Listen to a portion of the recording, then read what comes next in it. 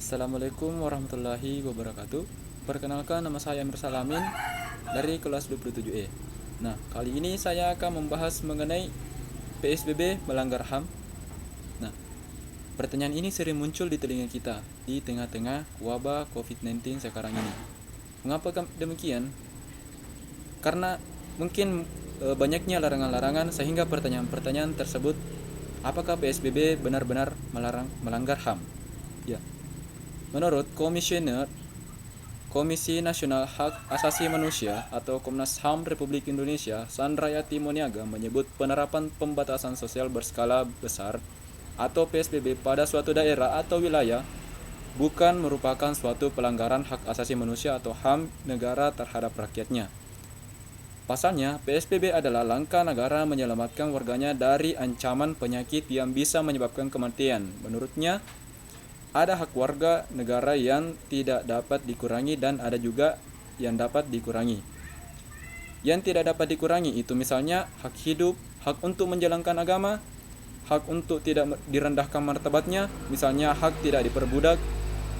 Dalam konteks PSBB itu adalah pembatasan sosial dalam rangka negara menyelamatkan hak hidup dari banyak orang. Karena pembatasan sosial ini bukan tanpa tujuan tapi ada penyebabnya. Nah, secara pribadi saya mungkin lebih memilih pemberlakuan karantina wilayah dibandingkan dengan PSBB tersebut. Karena mengapa demikian? Di situ ada kewajiban negara yang harus dilakukan berkaitan dengan pemenuhan ekonomi warganya. Namun, ia juga masih banyak warga yang kurang disiplin menjalankan peraturan serta ketidakkonsistenan negara dan aparatur penegak hukum dalam menegakkan peraturan. Nah, kebijakan negara itu tetap masih ada. Tetapi, memang harus secara konsisten dijalankan dengan segala persyaratannya. Kemudian, warga itu sendiri juga harus belajar untuk disiplin. Belajar untuk menjadi warga negara yang baik, yang taat yang taat dengan hukum, dan juga peduli dengan orang lain.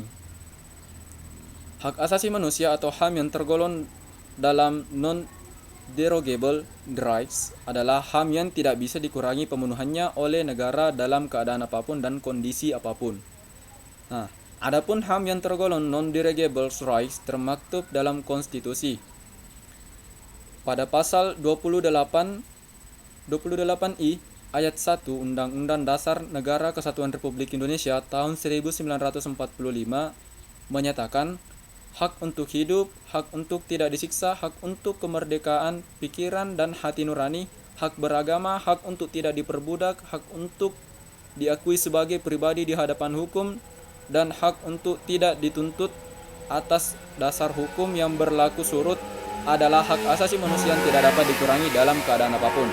Nah, selain konstitusi, HAM yang tergolong non-derogable right dipertegas lagi dalam Undang-Undang Nomor 39 Tahun 1999 tentang hak asasi manusia, bahwa hak untuk hidup, hak untuk tidak disiksa, hak kebebasan pribadi, pikiran dan hati nurani, hak beragama, hak untuk tidak diperbudak, hak untuk diakui sebagai pribadi dan persamaan di hadapan hukum, dan hak untuk tidak dituntut atas dasar hukum yang berlaku surut adalah hak asasi manusia yang tidak dapat dikurangi dalam keadaan apapun dan siapapun.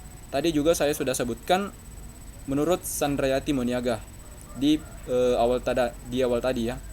Nah, bisa juga kita temukan dalam artikel 4 ICCPR yang telah disahkan menjadi Undang-Undang Nomor 12 Tahun 2005 dalam keadaan darurat yang mengancam kehidupan negara dan keberadaannya yang telah diumumkan secara resmi. Negara-negara pihak yang konvenan ini dapat mengambil langkah-langkah yang mengurangi kewajiban-kewajiban mereka berdasarkan konvenan ini, sejauh yang benar-benar dibutuhkan dalam situasi tersebut, asalkan langkah termaksud tidak bertentangan dengan kewajiban-kewajiban mereka lainnya yang diatur oleh hukum internasional dan tidak mengandung diskriminasi yang semata-mata berdasarkan ras, warna kulit, jenis kelamin, bahasa, atau asal-usul. Berdasarkan pasal 4 ICCPR tersebut memberikan legalitas kepada pemerintah untuk melakukan pembatasan terhadap hak asasi manusia jika negara dalam keadaan darurat atau biasa disebut dengan state of emergency. Sehingga dapat ditarik kesimpulan bahwa pembatasan jam beraktivitas dalam rangka pelaksanaan PSBB tidaklah sebenarnya melanggar HAM. Sebab Indonesia adalah sedang berada dalam keadaan darurat kesehatan masyarakat. Terkonfirmasi dari terbitnya keputusan Presiden nomor 11 tahun 2020. Nah, sebagai penutup dari channel saya untuk kali ini, saya ingin mengutip pernyataan dari Beni Prasad pada tahun 2002 bahwa dalam keadaan yang bersifat darurat, pemerintah dianggap dapat melakukan tindakan apa saja. Pembenaran mengenai hal ini didasarkan atas pengertian bahwa suatu keadaan yang tidak normal mempunyai sistem norma hukum dan etikanya tersendiri, atau keadaan yang disebutkan apadharma, yang berarti keadaan krisis yang sangat mengerikan. Dalam keadaan kacau tersebut, semua aturan moralitas yang biasa berlaku dalam keadaan normal dapat ditunda berlakunya. Nah, itulah dari saya. Semoga bermanfaat untuk kita semua mengenai PSBB, apakah benar-benar melanggar HAM.